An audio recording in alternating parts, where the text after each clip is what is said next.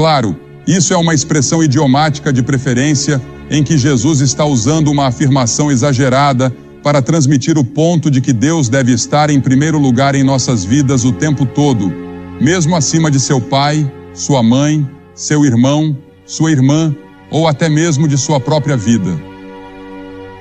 Cristo deve estar em primeiro lugar, e ele disse: se você não estiver disposto a tomar essa decisão e não estiver disposto a fazer essa escolha, você não pode segui-lo. E então ele continua: e quem não toma a sua cruz e vem após mim, não pode ser meu discípulo. Pois qual de vocês, querendo construir uma torre, não se senta primeiro e calcula o custo, para ver se tem o suficiente para completá-la? Para que não aconteça que depois de ter lançado o alicerce e não ser capaz de terminar, todos os que virem isso comecem a zombar dele, dizendo: este homem começou a construir, mas não foi capaz de terminar. Em outras palavras, Jesus está dizendo: se você vai me seguir, sente-se e calcule o custo. Porque as pessoas que seguiam Jesus eram jovens, e ele próprio era um jovem. Jesus morreu aos 33 anos, e nesta ocasião, ele está indo para Jerusalém pela última vez. Se você observar, a partir do capítulo 13, no versículo 31, até o capítulo 19 e o capítulo 27, há referência a essa jornada que o leva por várias partes do que chamamos de Terra Santa. No caminho para Jerusalém, para a cruz, para morrer pelos nossos pecados. E você sabe, ao lidar com os jovens de hoje, há 3 tipos de tensões que eu encontro entre eles. Primeiro, existe a tensão entre os jovens e seus mais velhos. Os jovens acham que os mais velhos estão atrapalhando o seu caminho para uma vida melhor. E o verdadeiro teste desta geração ainda não chegou. O verdadeiro teste da nossa geração está por vir, pois nosso mundo está enfrentando nuvens de tempestade ameaçadoras. A corrida armamentista, a fome crescente no mundo e os gritos dos famintos em muitas partes do terceiro mundo que não têm o suficiente para comer. E quer gostemos ou não, teremos que ouvi-los, pois estão ficando mais numerosos e mais altos. Não podemos continuar com extremos de riqueza e de pobreza. Nossa geração ainda não enfrentou isso. A nova geração ainda não percebeu que terá que carregar esse fardo. Vocês terão que carregar o peso dos erros da minha geração e da geração que acabou de passar. Porque veja, acumulamos uma dívida gigantesca para vocês pagarem. Os juros dessa dívida, neste momento, são de 60 bilhões de dólares por ano, apenas os juros. E alguém tem que pagar, e vocês são os escolhidos para isso. Não vivemos dentro das nossas possibilidades. E as dívidas estão ficando cada vez maiores. E 400 bilhões de dólares estão sendo gastos em armamentos no mundo. Alguém pode apertar o gatilho que destruirá a sua geração. E essas são as coisas aterrorizantes que vocês enfrentam. E vocês ainda não enfrentaram isso de verdade. E nós também não enfrentamos. E eu, por exemplo, me sinto envergonhado do que a nossa geração entregou a vocês, os problemas que deixamos para vocês e os erros que cometemos. E um desses erros é que não apresentamos claramente a vocês o Evangelho de Cristo, o custo de segui-lo e a alegria, o entusiasmo e a emoção de segui-lo, conhecê-lo e ter seus pecados perdoados, de forma que, mesmo se você estiver em uma cadeira de rodas, possa ter aquele sorriso maravilhoso e dizer: graças a Deus.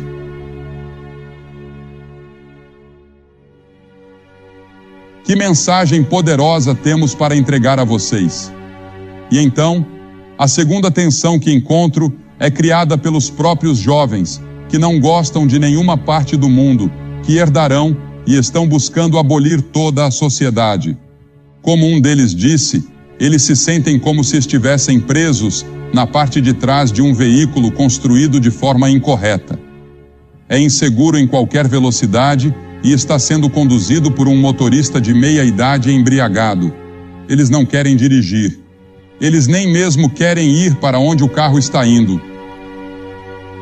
Eles só querem sair do carro o mais rápido possível antes do acidente. E se conseguirem, acamparão onde estiverem, na esperança de sobreviver se conseguirem permanecer juntos. E a terceira tensão que encontro é aquela que vem dos jovens que usam uma palavra que usaram há 2 ou 3 anos. Não acho que os jovens estejam usando mais essa expressão, pois está um pouco desatualizada, mas ainda é uma boa representação do que vejo entre os jovens hoje, mesmo que usem terminologias diferentes. Eles querem dizer a mesma coisa: deixa rolar. Eles estão inquietos com um descontentamento mordaz. Estão testando os ventos da mudança antes de comprometer sua mente, corpo e alma.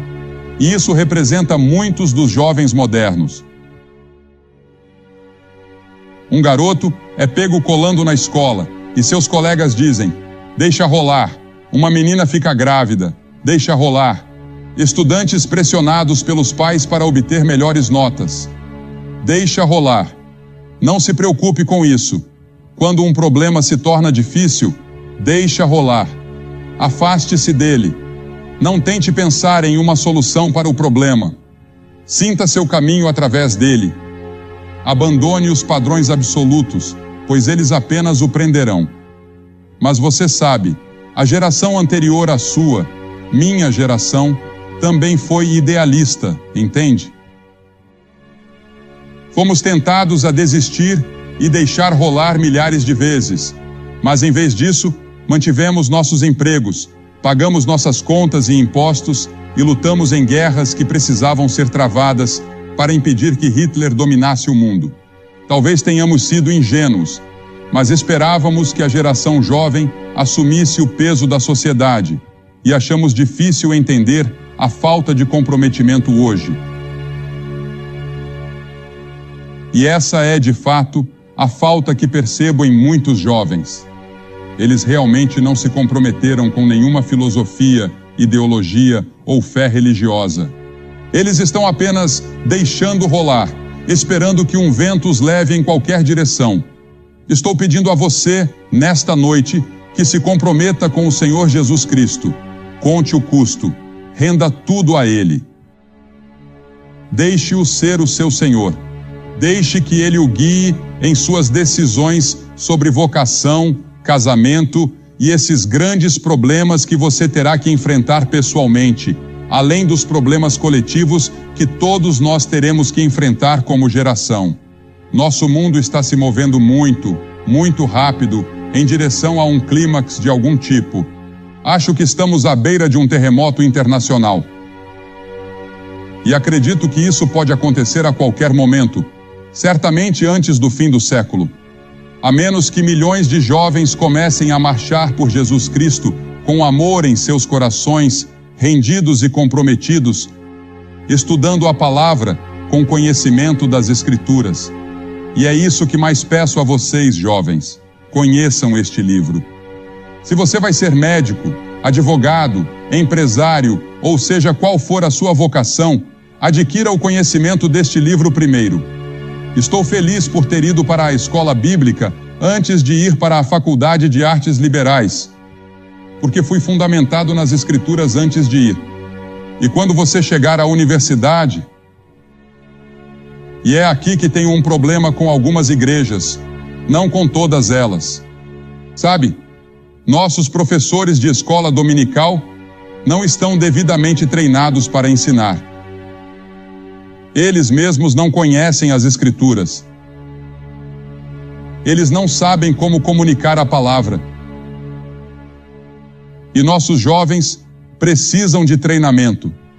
E a igreja pode fazer isso.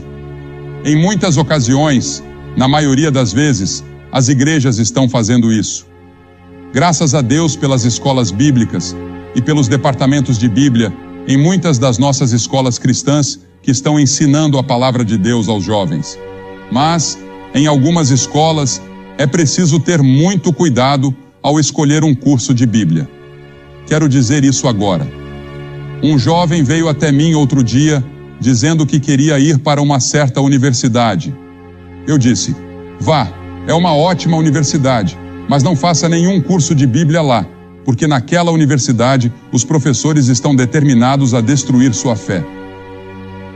E isso está acontecendo com muita frequência em algumas de nossas universidades hoje. Na verdade, um professor de quem ouvi falar, e de fato sei o nome dele, entrou na sala de aula e disse: "Eu deveria ensinar a Bíblia a vocês, mas quero dizer, antes de tudo, que não acredito em uma única palavra dela." E em segundo lugar, ele disse: "Vou tentar provar a vocês por que a Bíblia não é verdadeira." Agora você pode imaginar esses jovens sentados lá, impressionados pelo conhecimento do professor, vindos de lares onde foram ensinados a amar a palavra de Deus. Quantas tragédias acontecem dessa forma? E cabe à igreja ensinar e garantir que nosso ensino seja a verdade da palavra de Deus. Agora, quando você trabalha entre os jovens, há 3 problemas que você enfrenta quando se trata da palavra de Deus. Primeiro, há um problema intelectual. Hoje em dia, esse problema não é tão significativo quanto costumava ser anos atrás, pois a ciência atualmente tende a confirmar a palavra de Deus. Quando eu estava na escola, parecia que a ciência estava contra a palavra de Deus. Hoje, a vasta maioria dos cientistas acredita em Deus. 35 anos atrás, a maioria não acreditava. Então, o problema intelectual não é tão grande. Mas o problema intelectual que enfrentei é o mesmo que muitos de vocês enfrentam. Eu tive que decidir quem era Jesus Cristo. Ele era o Filho do Deus vivo, o caminho, a verdade e a vida, a personificação de toda a verdade. Verdade científica, verdade psicológica, verdade moral, verdade espiritual. Ele era a personificação de toda a verdade, como afirmava, ou era um mentiroso, ou merecia ser internado em uma instituição mental e estudado por psiquiatras. Qual dessas opções é a correta? Essa é a decisão que você precisa tomar hoje à noite. Você precisa tomar uma decisão intelectual sobre Jesus Cristo. A Bíblia não é contra a mente. Na verdade, a Bíblia tem muito a dizer sobre a mente.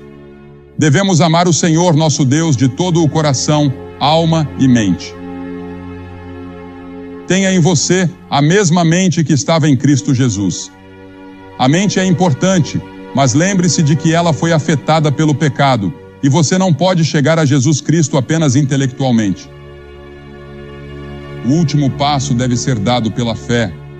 E assim, pela fé eu digo: Senhor Jesus, eu creio que você é quem diz ser, o Filho do Deus vivo, o Criador do universo, que morreu na cruz pelos meus pecados e ressuscitou para minha justificação.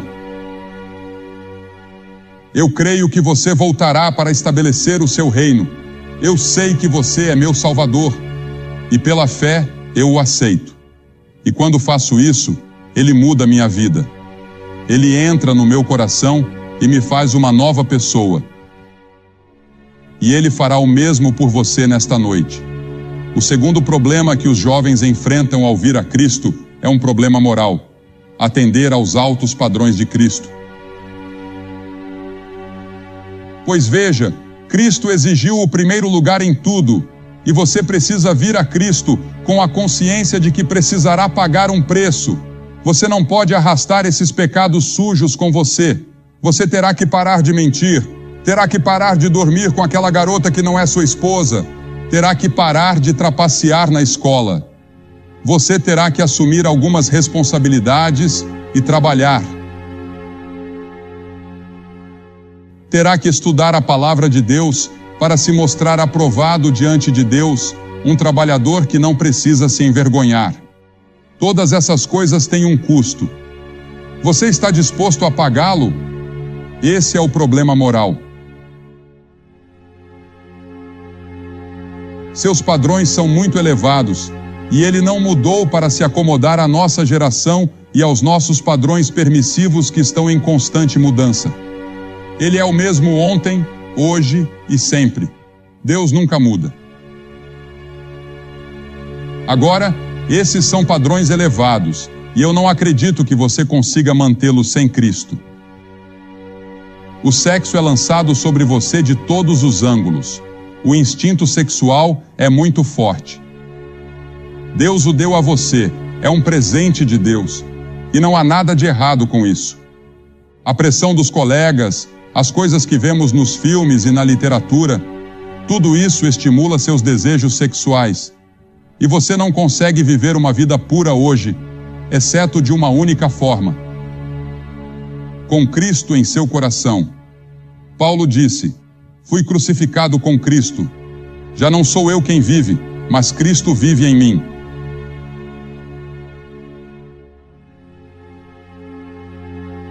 A Escritura diz: o pecado não terá mais domínio sobre você.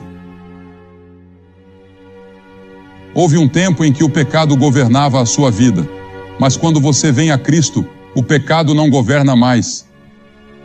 Cristo governa, e Ele pode ajudá-lo a alcançar os altos padrões de moralidade e ética que Ele estabelece. Agora suponha que você aceite Cristo e escorregue e caia.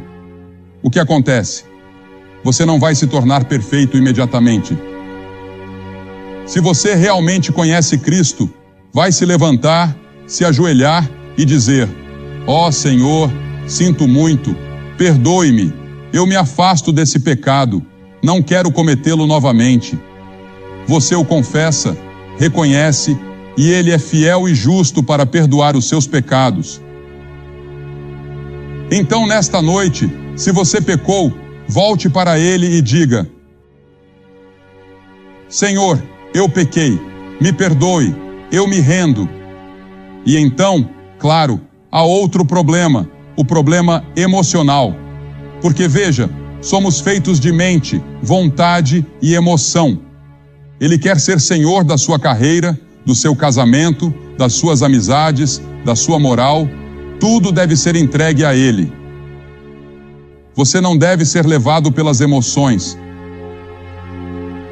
Ninguém diz que você precisa chorar ao vir a Cristo ou que precisa rir ao vir a Cristo.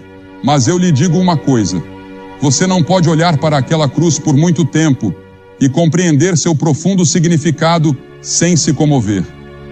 Que Deus enviaria seu Filho, o Senhor Jesus Cristo, para morrer e derramar seu sangue por você, para que você pudesse ter perdão dos pecados, vida eterna e a certeza de que irá para o céu. Agora, Deus faz 3 reivindicações ou 3 chamados a você. Primeiro, Ele chama você para a pessoa de Jesus Cristo. Venha agora e raciocinemos juntos, diz o Senhor. Ainda que seus pecados sejam como escarlate, eles se tornarão brancos como a neve. Eles podem ser feitos brancos como a neve por causa da cruz. Assim, Ele chama você para Cristo nesta noite. Não é um chamado da igreja, não é um chamado da família, não é um chamado nacional, é um chamado para uma pessoa, a pessoa de Cristo. Quantas pessoas aqui nesta noite estão na igreja, mas realmente não conhecem a pessoa de Cristo por si mesmas? E então, em segundo lugar, Deus o chama à consagração. A palavra consagração significa separar. Nós fazemos a dedicação, mas apenas Deus pode consagrar. Rogo-vos, pois, irmãos, pelas misericórdias de Deus, que apresenteis os vossos corpos como sacrifício vivo, santo e agradável a Deus. Pense em sua vida como uma casa. Você é o proprietário da casa. Você tem um molho de chaves e quando responde ao chamado de Cristo, você entrega a Deus a chave da porta da frente da sua casa. Você entrega a sua vida a Cristo como Salvador e Senhor. E quando você responde ao chamado de Deus para a consagração, você tira as outras chaves do molho, uma de cada vez, e as entrega a Deus. Para um pai ou uma mãe, isso significa ir ao berçário e entregar o bebê a Cristo. Para um estudante, significa entregar a chave da sua educação a Deus. Para um empresário, significa entregar a chave do seu negócio a Deus, a chave da sua carteira. Você entrega a Deus a chave do seu romance. Você entrega a chave do seu futuro casamento. Ele se torna o Senhor. Assim como recebestes o Senhor, assim andai nele. Como você recebeu Cristo? Você o recebeu pela fé. Agora, ande de acordo com essa fé. Entregue-lhe o molho de chaves. E por fim, Deus o chama para o treinamento. Vou lhe dizer, eu gostaria de ter 1 milhão de jovens agora mesmo que dissessem: eu irei aonde você quiser que eu vá e serei o que você quiser que eu seja, Senhor. Como Deus poderia usá-lo em lugares da Índia que eu conheço, na África, na América Latina, bem aqui nos Estados Unidos ou na Europa, no seu próprio bairro, na costa oeste da Flórida. Deus pode usá-lo. Ele precisa de você. Minha própria denominação vai nomear 1000 novos missionários em um único culto em Houston, Texas, em junho, e estão orando para que 1000 novas pessoas se apresentem naquela mesma noite. Jovens novos digam: Senhor, eu irei aonde você quiser que eu vá. Serei o que você quiser que eu seja. Serei um missionário.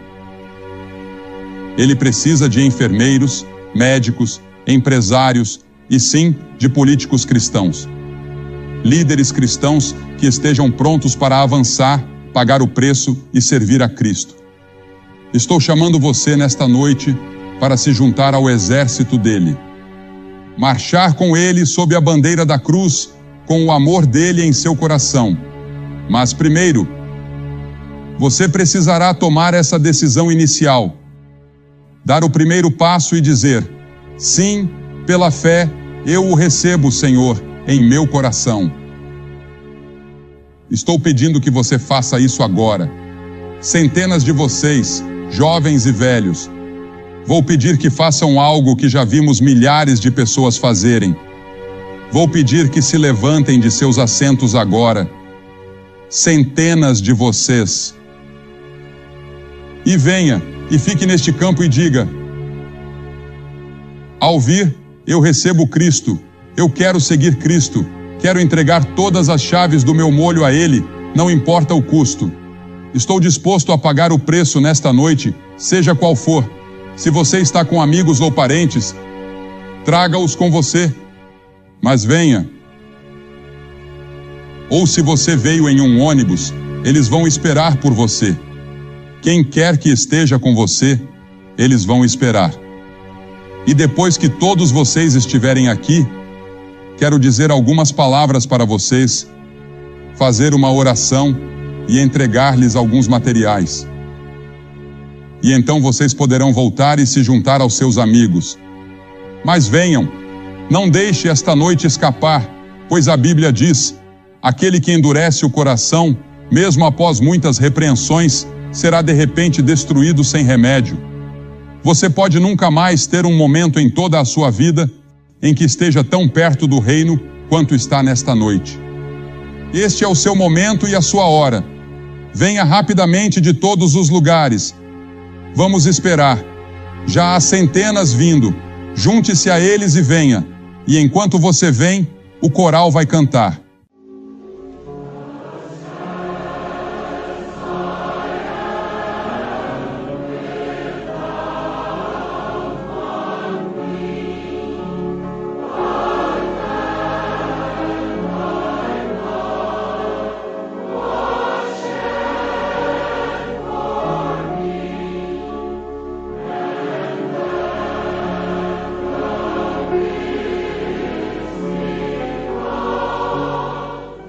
Você que está assistindo pela televisão pode ver que cada corredor deste grande estádio aqui em Tampa, Flórida, está cheio de jovens e idosos vindo para fazer seu compromisso com Cristo. Você pode fazer esse compromisso onde quer que esteja agora. Estou pedindo que você o faça. Que Deus o ajude a fazer esse compromisso agora.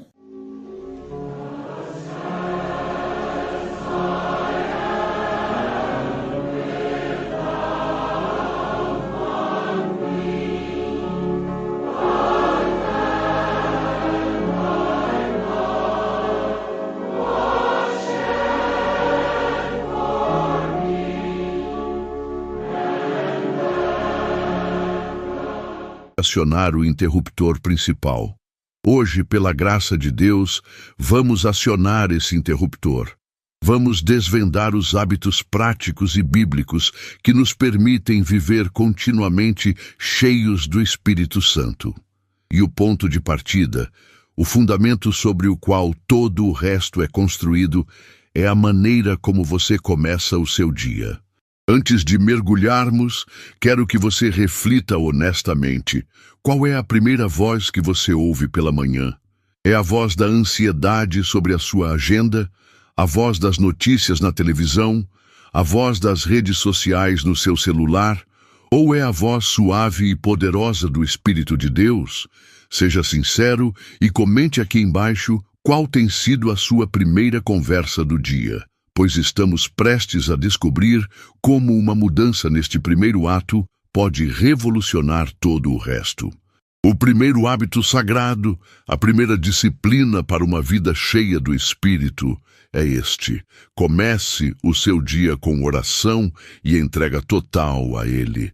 Antes de qualquer outra coisa, antes de verificar seus e-mails, antes de planejar suas tarefas, antes mesmo de sair da cama, o seu primeiro ato consciente deve ser uma conversa com a pessoa do Espírito Santo. Este não é um ritual religioso vazio, é um ato de reconhecimento e de convite. É o reconhecimento de que você, por si só, não tem a sabedoria, a força ou a santidade para viver o dia que está pela frente de uma maneira que agrade a Deus. É admitir sua total e completa dependência. É também um convite. Você está na prática dizendo: Espírito Santo, eu reconheço a tua presença em minha vida. Tu não és um hóspede distante, tu és o Deus que habita em mim. E hoje eu não quero dar um único passo sem a tua direção. Por favor, guia meus pensamentos, minhas palavras, minhas decisões, minhas reações. Guia meus passos hoje. Uma oração tão simples como essa, feita com um coração sincero, é uma das orações mais poderosas que um crente pode fazer, porque ela alinha a sua vontade com a vontade dele desde o primeiro momento do dia. A Bíblia nos assegura que ele responde a quem o convida. Tiago 4:8 diz: chegai-vos a Deus e ele se chegará a vós.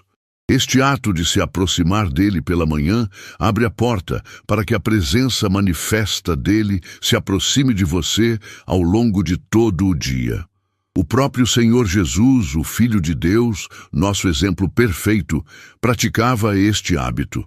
Marcos 1:35 nos conta: e, levantando-se de manhã muito cedo, fazendo ainda escuro, saiu e foi para um lugar deserto e ali orava.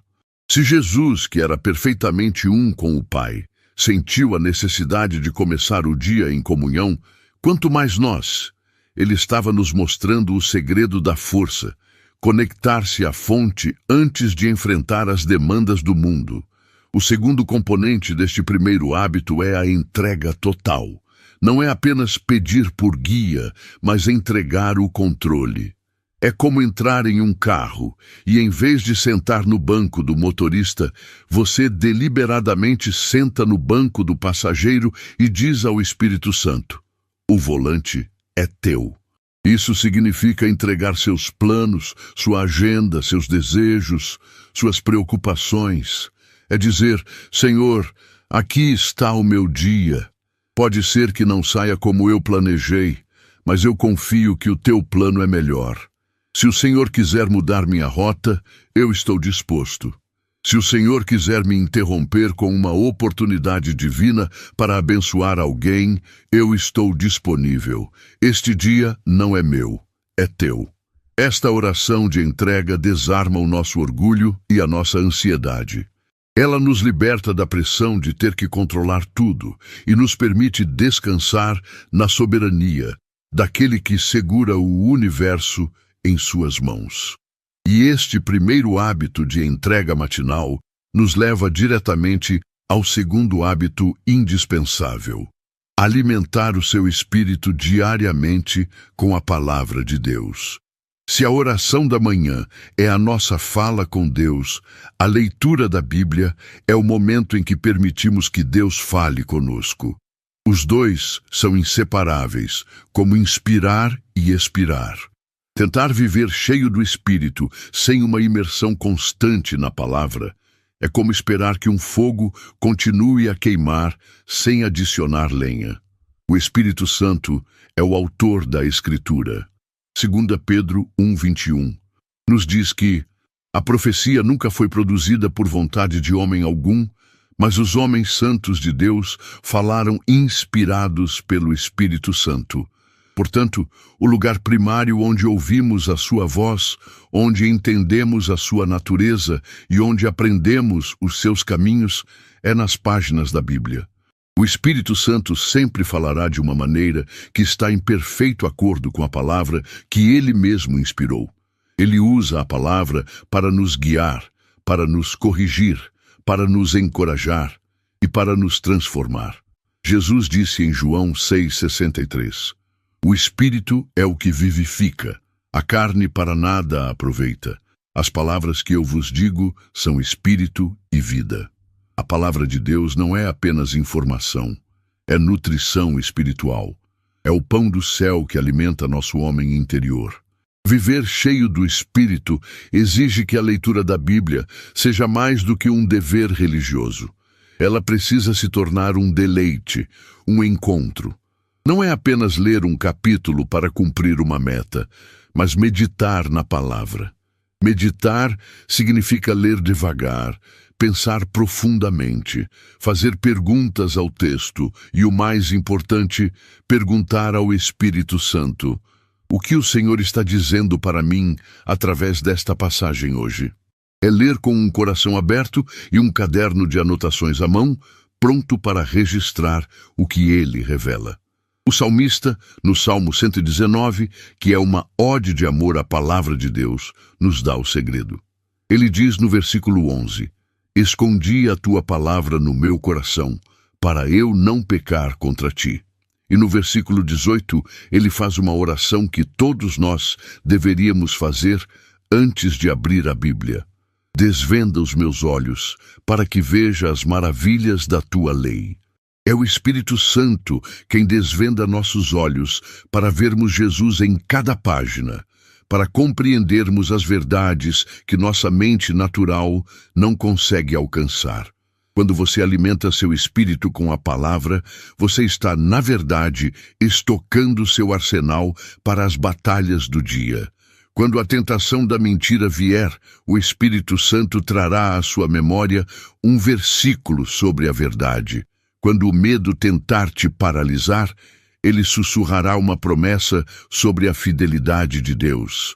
Quando a oportunidade de ser generoso surgir, ele o lembrará da generosidade de Cristo. Ele só pode trazer à sua memória aquilo que você já depositou em seu coração. Portanto, a combinação desses dois primeiros hábitos cria um ciclo virtuoso de poder. Você começa o dia entregando o controle ao Espírito em oração. E então você alimenta seu espírito com a palavra, que é a ferramenta primária que ele usará para te guiar ao longo do dia.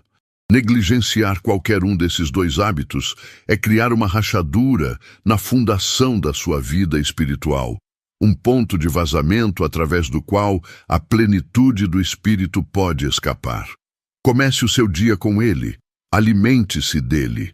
E você começará a experimentar uma dimensão de poder e intimidade que transformará a sua estagnação em um avanço glorioso. Uma vez que estabelecemos a fundação inegociável de começar o dia em oração de entrega e de nos alimentarmos da palavra de Deus, somos levados a dois hábitos subsequentes que ativam e dão vida a essa fundação no decorrer do nosso dia. São os hábitos da escuta atenta e da obediência imediata. De nada adianta convidar o Espírito Santo para guiar nossos passos se não aprendermos a ouvir a sua voz. E de nada adianta ouvir a sua voz se não estivermos dispostos a obedecer aos seus direcionamentos. É nesta interação dinâmica de escuta e obediência que a parceria com o Espírito Santo se torna uma realidade vibrante e transformadora, tirando-nos da teoria teológica e mergulhando-nos na prática de uma vida guiada pelo Espírito. O terceiro hábito sagrado para uma vida cheia do Espírito é este: silencie o mundo para ouvir a voz dele. Vivemos na era mais barulhenta da história humana. Somos constantemente bombardeados por uma cacofonia de notificações, notícias, opiniões, entretenimento e demandas. Nossas mentes estão saturadas, nossas almas estão exaustas e nossa capacidade de ouvir a voz suave e delicada de Deus está severamente atrofiada. O profeta Elias aprendeu esta lição da maneira mais dramática em 1 Reis, capítulo 19. Após sua grande vitória sobre os profetas de Baal no Monte Carmelo, ele fugiu para o deserto, com medo e deprimido. E lá, na montanha de Deus, ele esperava um encontro. A Bíblia diz que houve um vento forte que fendia os montes, mas o Senhor não estava no vento. Depois do vento, houve um terremoto, mas o Senhor não estava no terremoto. E depois do terremoto, um fogo, mas o Senhor também não estava no fogo. E depois do fogo, a Bíblia diz que houve uma voz mansa e delicada. Ou, como dizem algumas traduções, o som de um suave silêncio. Foi no silêncio, na quietude, que Deus falou com seu profeta. Esta é uma lição profunda para nós. Muitas vezes, esperamos que Deus fale conosco em eventos espetaculares, em grandes conferências, através de manifestações dramáticas. E embora Ele possa fazer isso, sua maneira preferida de comunicação diária é através de um sussurro suave ao nosso espírito. E para ouvir um sussurro, precisamos estar em silêncio. O que isso significa na prática para nós, no século XXI? Significa que precisamos intencionalmente criar momentos de silêncio em nossa rotina. Significa por alguns minutos a cada dia. Desconectar-se deliberadamente de tudo. Desligue a televisão, coloque o celular no modo avião, afaste-se do barulho do escritório ou da casa e simplesmente fique quieto na presença de Deus. No início, isso pode ser incrivelmente desconfortável. Sua mente, acostumada ao bombardeio constante de estímulos, protestará. 1000 pensamentos sobre sua lista de tarefas, suas preocupações e suas frustrações virão à tona. Não lute contra eles. Simplesmente reconheça-os e entregue-os a Deus. E então, espere. Ouça com o coração. O silêncio não é apenas a ausência de som, é a criação de um espaço para a presença. É neste silêncio que o Espírito Santo pode trazer à tona uma convicção sobre uma área de pecado que você precisa confessar. É no silêncio que ele pode lhe dar uma ideia criativa para resolver um problema no trabalho. É no silêncio que ele pode colocar uma pessoa em seu coração para que você ore por ela ou a encoraje. É no silêncio que ele pode simplesmente derramar sua paz sobre sua alma ansiosa. Desenvolver o hábito de praticar o silêncio é como aprender a sintonizar o rádio do seu coração para a frequência de Deus, uma frequência que é facilmente abafada pelo ruído do mundo. E esta prática da escuta nos leva diretamente ao quarto hábito, que é o teste decisivo da nossa relação com o Espírito. Obedeça aos seus impulsos e direcionamentos. A obediência é a linguagem do amor e da confiança no reino de Deus. É o que prova que nossa entrega matinal foi genuína. O Espírito Santo fala, mas a sua voz pode ser sutil. Muitas vezes, ela vem como um impulso interior, uma cutucada no espírito, um pensamento que parece não vir de você. Pode ser o impulso de ligar para um amigo que você não vê há muito tempo. Pode ser o direcionamento para pegar um caminho diferente para a casa do trabalho. Pode ser a convicção repentina de que você precisa pedir perdão ao seu cônjuge por uma palavra dura que você disse. Pode ser a ideia de dar uma quantia de dinheiro a alguém necessitado, mesmo que suas próprias finanças estejam apertadas. Esses impulsos, quando estão alinhados com a palavra de Deus e com o caráter de Cristo, são os sussurros do Espírito Santo, e a nossa reação a eles é crucial. A Bíblia nos diz em Efésios 4:30, e não entristeçais o Espírito Santo de Deus, no qual estáis selados para o dia da redenção. E em 1 Tessalonicenses 5:19, o comando é ainda mais direto: não extingais o Espírito. Como nós entristecemos ou apagamos a obra do Espírito em nossas vidas? Primariamente, através da desobediência. Cada vez que sentimos um desses impulsos divinos e o ignoramos, seja por medo, por preguiça ou por racionalização, isso é bobagem. Não tenho tempo para isso agora. Nós estamos, na prática, apagando um pouco da chama dele em nós. Estamos dizendo a ele que a nossa conveniência é mais importante do que a sua direção.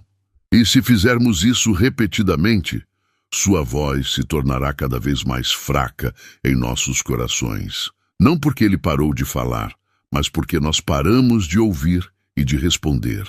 Por outro lado, a obediência atrai mais presença. Cada vez que você obedece a um desses pequenos toques do Espírito, você está fortalecendo sua sensibilidade espiritual. Você está dizendo sim a Deus, e Ele responderá, confiando a você direcionamentos maiores e mais significativos. A obediência é como um músculo. Quanto mais você o exercita, mais forte ele se torna. É importante notar que a obediência ao Espírito frequentemente nos levará para fora da nossa zona de conforto. Ele nos pedirá para fazer coisas que nossa carne não quer fazer. Ele nos pedirá para amar o inamável, para perdoar o imperdoável, para dar quando nos sentimos pobres, para falar quando nos sentimos tímidos. Mas é precisamente nesses atos de obediência desconfortáveis que o poder de Deus é liberado e os maiores frutos são gerados. Um pequeno ato de obediência, uma ligação, uma palavra de encorajamento, um ato de serviço, pode desencadear uma cadeia de eventos que muda o destino eterno de alguém.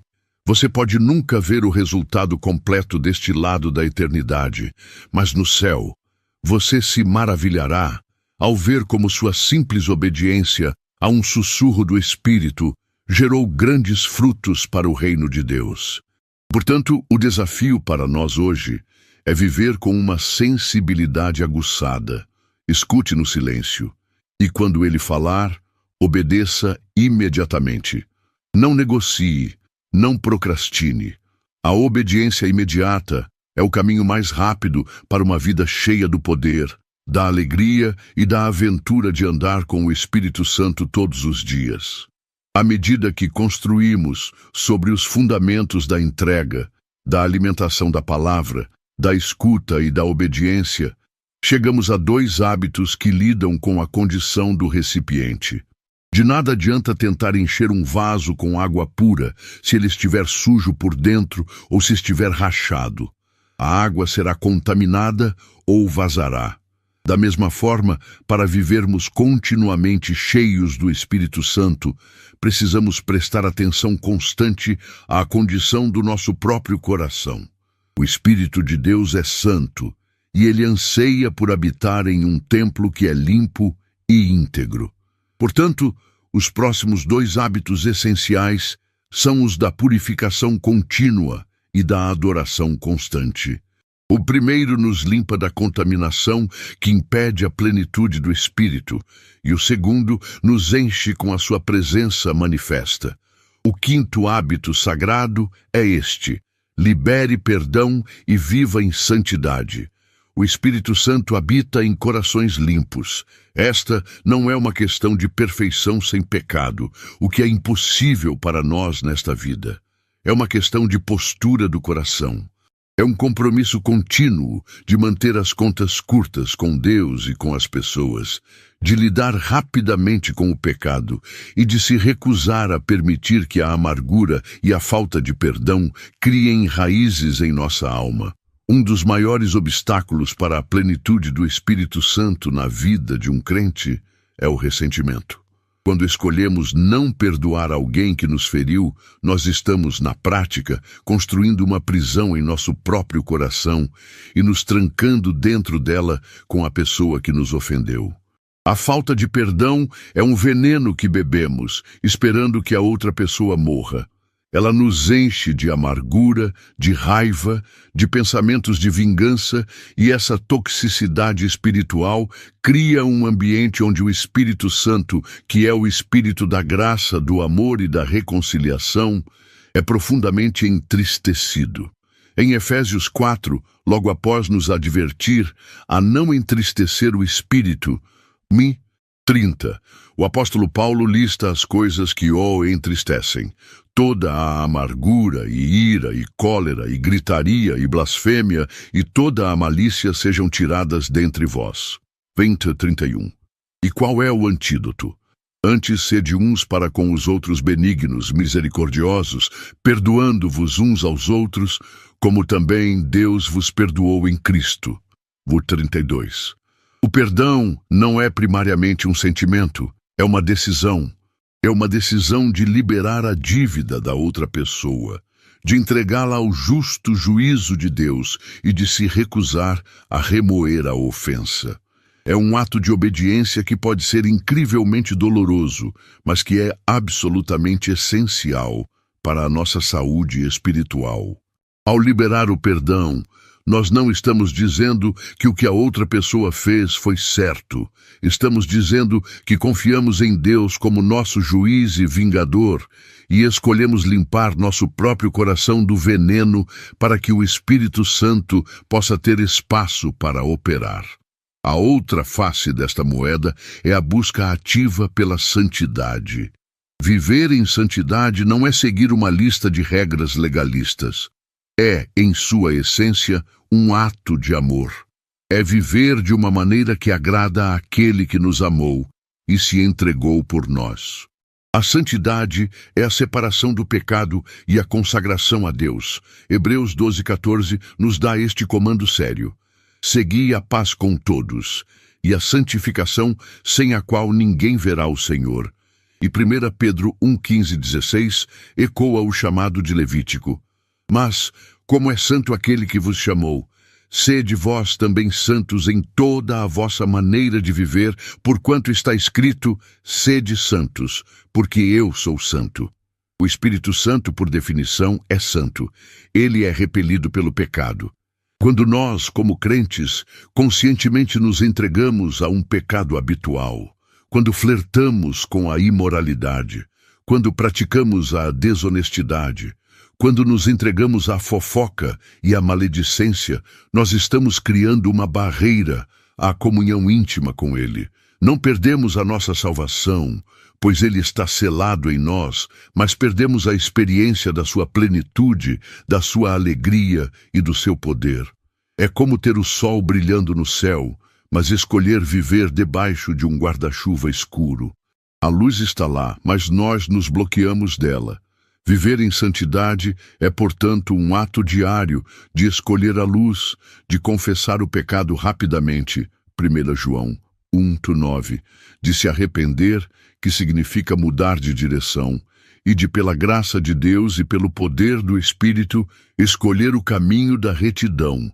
Um coração limpo é um canal desobstruído para o fluir do poder de Deus, e isso nos leva ao sexto hábito, que é o resultado natural de um coração perdoador e santo. Louve e adore mesmo sem vontade. O louvor sincero atrai a glória e a presença manifesta do Espírito Santo. O Salmo 22:3 declara uma verdade profunda sobre a natureza de Deus. Porém, tu és santo, tu que habitas entre os louvores de Israel. Deus habita, Ele se entroniza, Ele estabelece sua morada no meio da adoração de seu povo. Quando começamos a louvar a Deus, estamos, na prática, mudando a atmosfera espiritual ao nosso redor.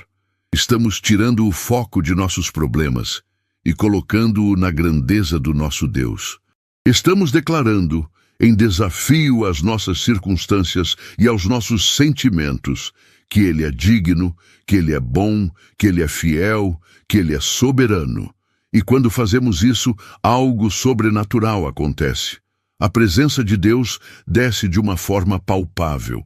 Este princípio é poderosamente ilustrado em 2 Crônicas, capítulo 20, na história do rei Josafá, que enfrentava um exército inimigo avassalador. Após buscar a Deus, ele colocou os cantores na frente do exército para louvar a Deus pela sua misericórdia. E a Bíblia diz que, ao tempo em que começaram com júbilo e louvor, o Senhor pôs emboscadas contra os inimigos. A adoração deles precedeu a vitória. No Novo Testamento vemos Paulo e Silas na prisão de Filipos. Açoitados com os pés no tronco na escuridão da meia-noite, eles começaram a orar e cantar hinos a Deus. Eles não tinham vontade de adorar. Seus corpos doíam, sua situação era desesperadora, mas eles escolheram adorar por obediência e fé. E o resultado?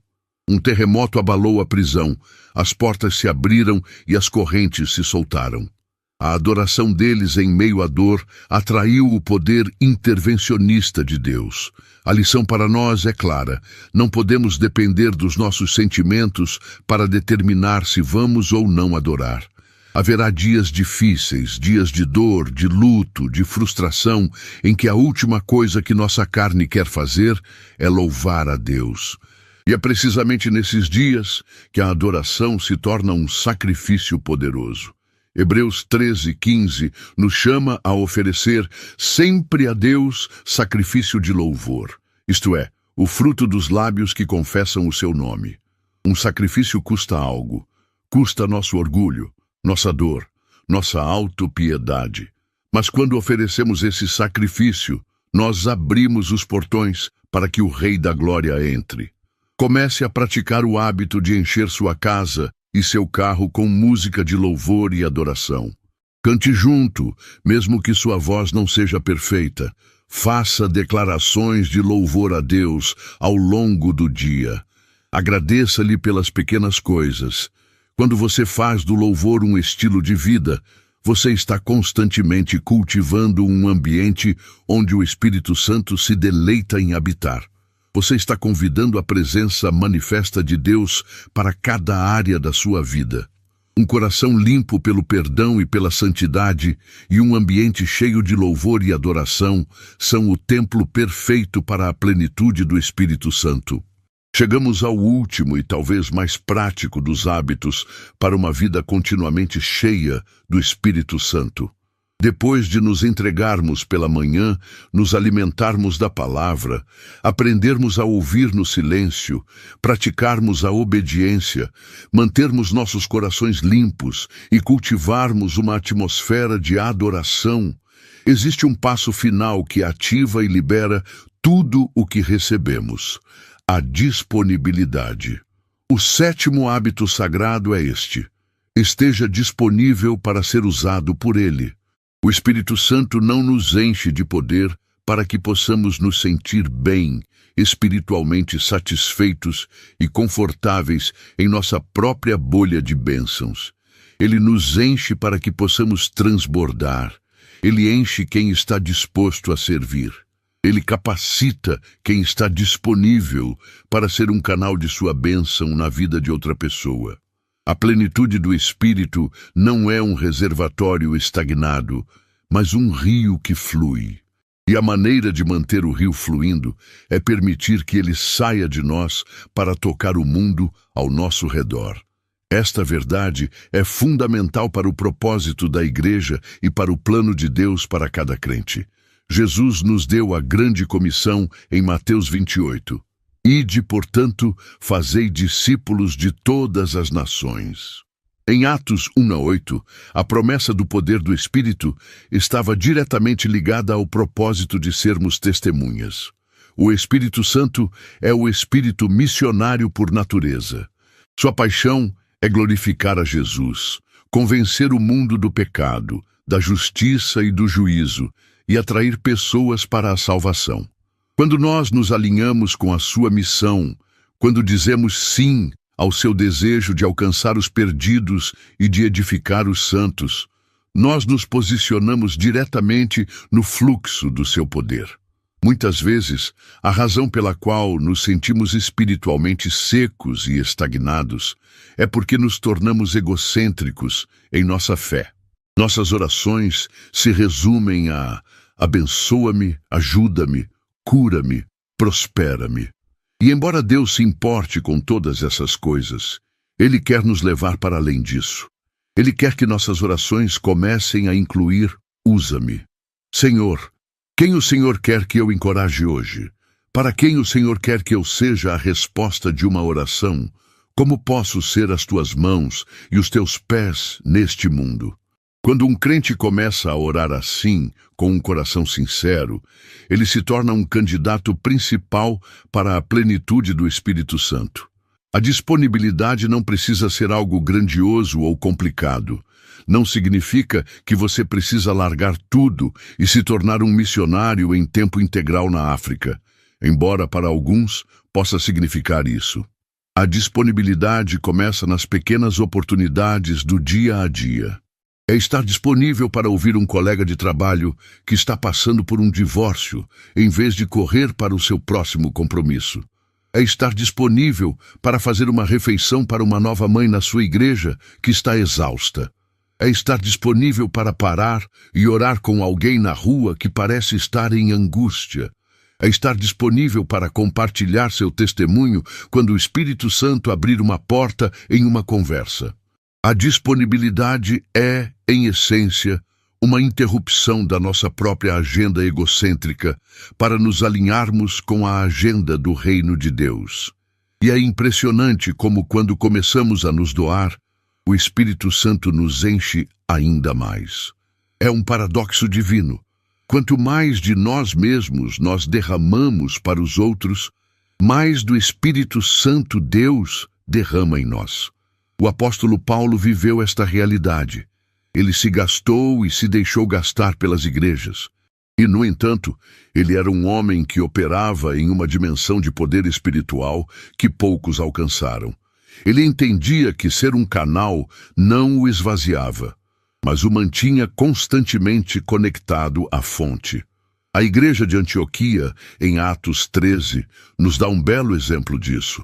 A Bíblia diz que, enquanto os líderes da igreja serviam ao Senhor e jejuavam, disse o Espírito Santo: apartai-me a Barnabé e a Saulo para a obra a que os tenho chamado. Foi no contexto do serviço e da busca a Deus que o Espírito Santo comissionou a primeira grande viagem missionária. Eles estavam disponíveis e o Espírito os usou para levar o Evangelho ao mundo gentil. A disponibilidade agrada o coração de Deus, porque demonstra que entendemos que a vida cristã não é sobre nós, é sobre Ele e sobre o próximo. É o cumprimento dos dois grandes mandamentos: amar a Deus e amar ao nosso próximo como a nós mesmos. Portanto, o desafio final para nós é examinar nossos corações. Nós realmente queremos ser usados por Deus? Estamos dispostos a ser interrompidos?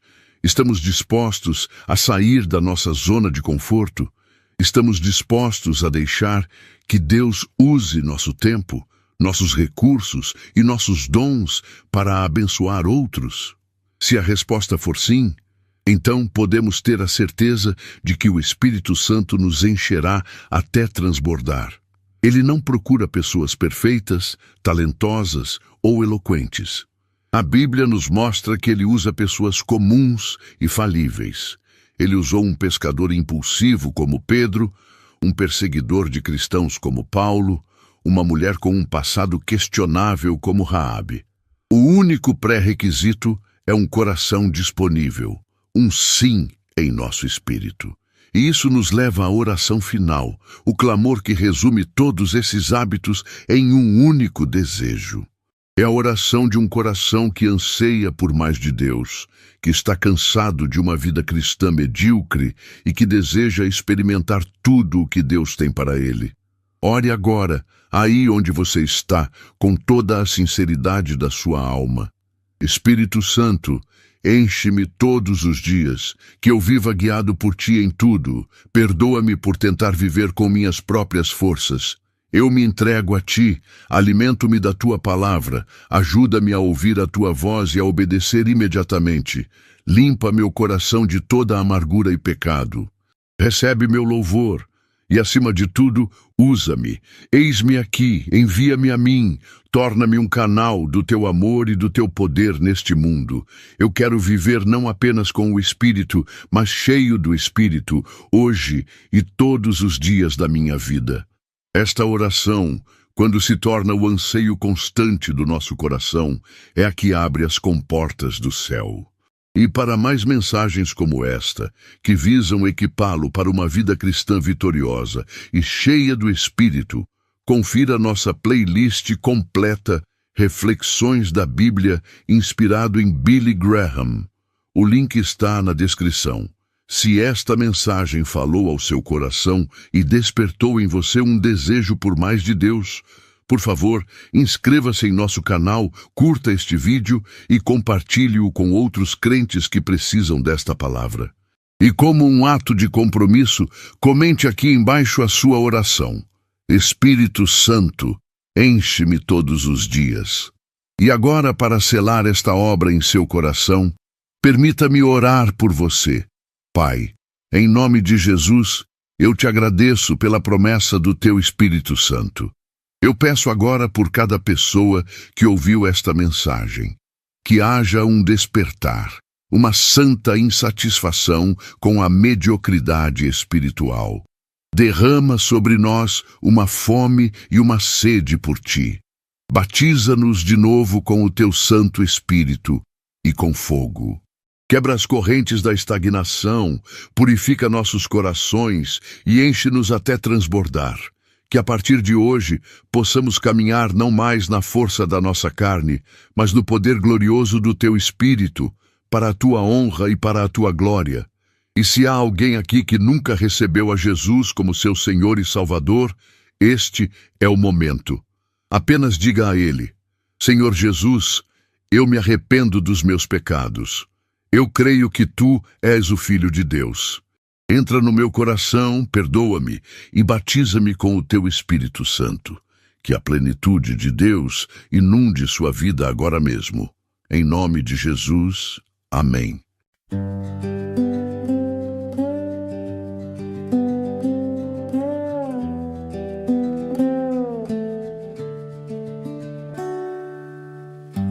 Autumn sketches, quiet signs on the paths we leave behind. Golden leaves like letters fall, writing routes we can recall. Every step a faded trace, carried in the wind's embrace. Footprints vanish with the breeze, but these leaves show where we'll be. Hold the trembling in your hand, feel the map of shifting lands. Though the ground might fade away, the map remains in what we say. Maps written by fallen leaves, guiding hearts through shifting breeze. Every color, every scene shows the truth beneath the dream. Walk the roads we never chose, follow where the leaf wind blows. Maps written by falling leaves, lead me where my spirit breathes. Shadows dance in amber light, shaping stories out at night. Lanes of gold and lanes of rust, trust the path that drifted dust. If the world forgets your name, don't you dare forget the flame. In the rustle of the trees, your direction rides the breeze. Lift your eyes to open skies, where the fallen leaf survives. In the drift and in the fall, find the map beyond it all. Maps written by fallen leaves, guiding hearts through shifting breeze. Every color, every scene shows the truth beneath the dream.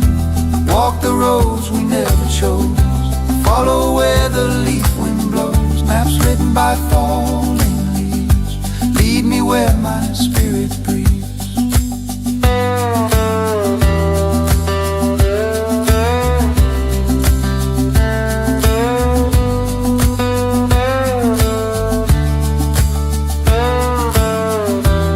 When the storms erase the lines, when the day ways become unkind, I'll listen to the rustling trees, let them draw the paths I need. No direction carved in stone, only wings of winds we've thrown. I'll wander with a heart that grieves, yet guided by those fallen leaves. Maps written by fallen leaves carry hopes through silent eves. Every bend and every turn teaches what we need to learn. Even if the path deceives, I'll believe in what it gives. Maps written by fallen leaves lead me home when hope believes. Oh, oh, oh.